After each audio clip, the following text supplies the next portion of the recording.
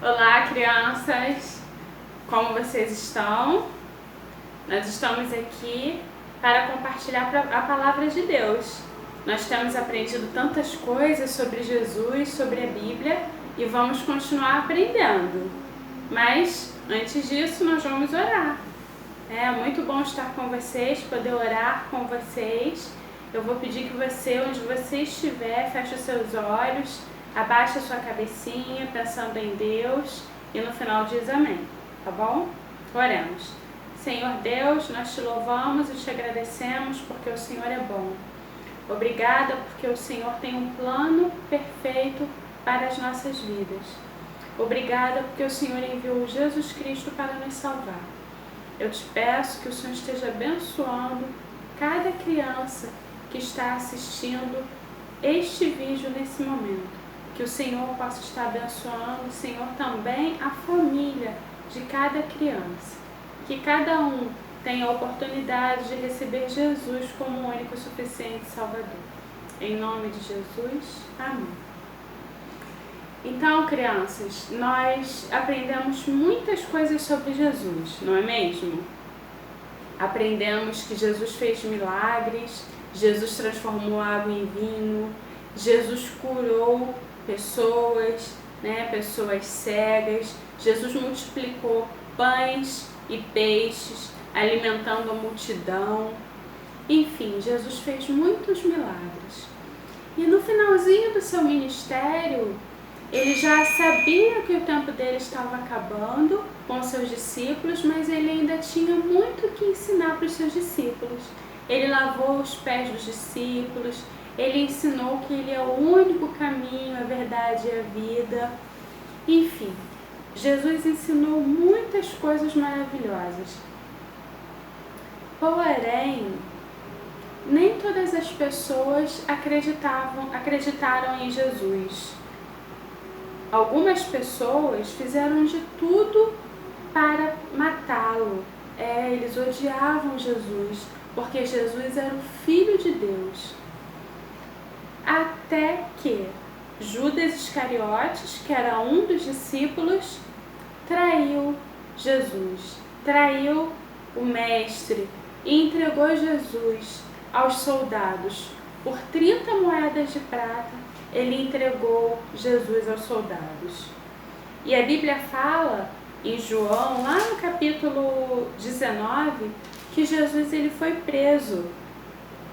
Ele foi levado até o governador Pilatos, governador romano, para ser julgado. Só que não foi encontrado nele, em Jesus, nenhum crime que pudesse condená-lo. Porém, os judeus, eles tinham a oportunidade de uma vez por ano soltar um prisioneiro. E eles poderiam soltar Jesus, mas não. Eles preferiram soltar Barrabás. Barrabás sim, que era um criminoso. Mas eles não quiseram soltar Jesus.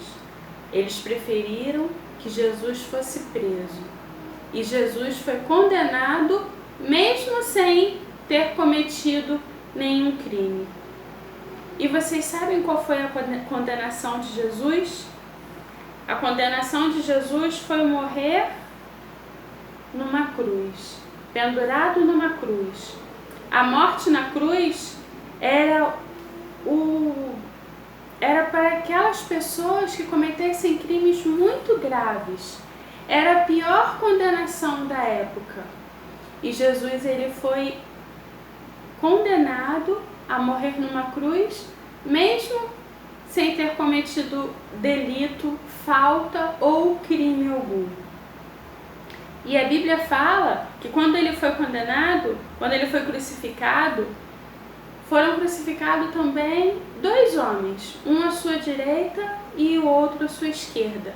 Esses sim mereciam ser crucificados porque eles haviam cometido crimes, haviam cometido delitos, mas um daqueles homens se arrependeu e ali naquele momento ele teve a oportunidade de ser salvo. Então, Jesus foi crucificado e Jesus morreu na cruz. E logo depois da sua morte na cruz, ele foi sepultado. Naquela época, quando uma pessoa morria, era sepultada numa caverna, numa espécie de uma caverna, feita de rochas, de pedras, e colocavam uma pedra na frente para tampar aquele sepulcro. E foi isso que fizeram com Jesus. Jesus morreu, foi sepultado numa espécie de uma caverna e puseram uma pedra para fechar aquele sepulcro. E a Bíblia fala que os governadores daquela época colocaram soldados para tomar conta daquele túmulo, para que ninguém roubasse o corpo de Jesus. Aqueles soldados ficaram ali, tomando conta daquele sepulcro. Lá em João, capítulo 20, fala assim: no dia 1º da semana, quando ainda escuro, Maria Madalena foi ao sepulcro de madrugada e viu que a pedra havia sido removida. Então correu ao encontro de Simão Pedro e do outro discípulo a quem Jesus amava e disse-lhe: tiraram o sepulcro, Senhor, e não sabemos onde o puseram. Então Pedro e o outro discípulo saíram e foram ao sepulcro. E os dois corriam juntos, mas o outro discípulo correu mais depressa que Pedro e chegou primeiro. E abaixando-se, viu os panos de linho deixados ali, mas não entrou. E chegando Simão Pedro, que o seguia, entrou para o sepulcro e viu os panos de linho deixados ali. E viu também que o lenço que fora colocado sobre a cabeça de Jesus não estava com os panos, mas dobrados em lugar à parte. Então o outro discípulo que chegara primeiro ao sepulcro também entrou e viu e creu, porque ainda não entendiam a Escritura, segundo o qual era necessário que ele ressuscitasse dentre os mortos. Então, no dia seguinte, a Bíblia fala que Jesus ele morreu numa sexta-feira. E os soldados ficaram ali tomando conta do sepulcro no sábado. Mas no domingo,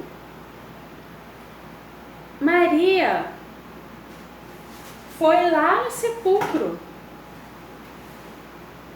porque era costume naquela época que o corpo de alguém que morresse fossem passados óleos, essências, aromas naquele corpo.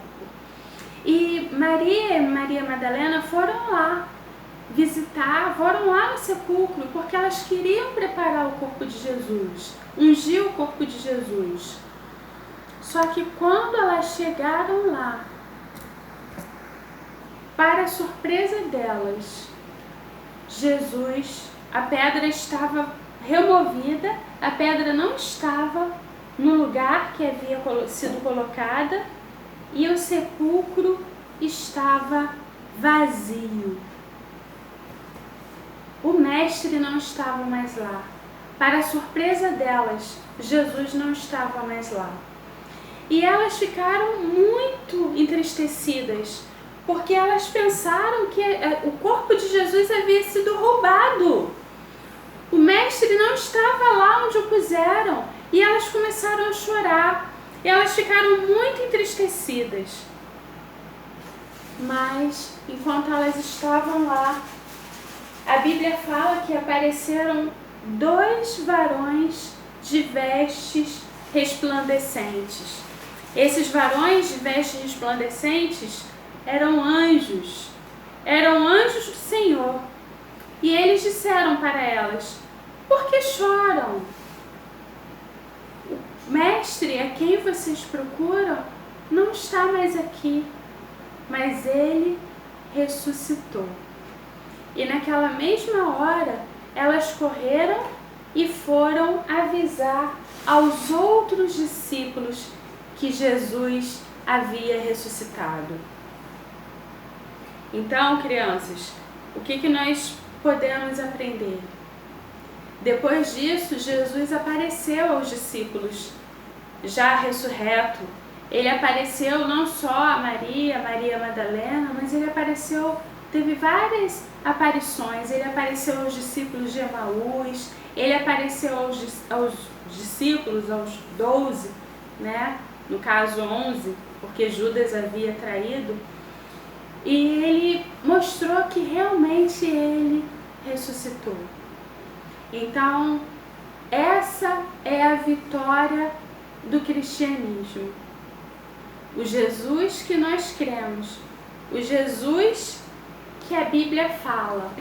Ele não ficou preso numa cruz, mas ele morreu e ao terceiro dia ele ressuscitou e está vivo. A Bíblia fala que Jesus está vivo, está assentado à destra de Deus. E essa é a esperança do cristão. Assim como Jesus ressuscitou, mesmo que nós morramos, um dia também nós vamos ressuscitar com Cristo e vamos morar com Ele no céu. Essa é a esperança do cristão, que um dia nós iremos morar com Jesus. E que ainda que a gente passe nessa vida dor, tristeza, decepção, problemas, doenças, um dia tudo isso vai acabar e nós vamos morar com o Senhor num lar celestial. Existe um hino muito lindo que fala: porque Ele vive, eu posso crer no amanhã. Porque Ele vive, temor não há. Diz assim: Deus enviou seu Filho amado para me salvar e perdoar. Na cruz morreu por meus pecados, mas ressurgiu e vivo com o Pai está.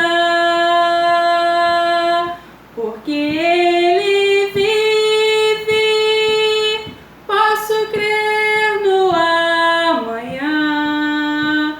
Porque Ele vive, temor não há. Mas eu bem sei, eu sei que a minha vida está nas mãos do meu Jesus, que vivo está. A sua vida, criança, quando você entrega a sua vida para o Senhor Jesus, aconteça o que acontecer, Ele não te abandona e nem deixa você sozinho. E porque Ele vive, porque Jesus vive, você pode crer no amanhã. Porque Ele vive, não há temor, não há medo. Porque Ele cuida de você, porque Ele tem um plano na sua vida, porque Ele ama você, porque Ele morreu na cruz, no seu e no meu lugar. E não ficou preso naquela cruz, mas ao terceiro dia Ele ressuscitou. Se você ainda não fez o encontro com Cristo, entregue a sua vida ao Senhor Jesus, entregue o seu coração ao Senhor Jesus e seja também filho de Deus. Amém? Deus te abençoe.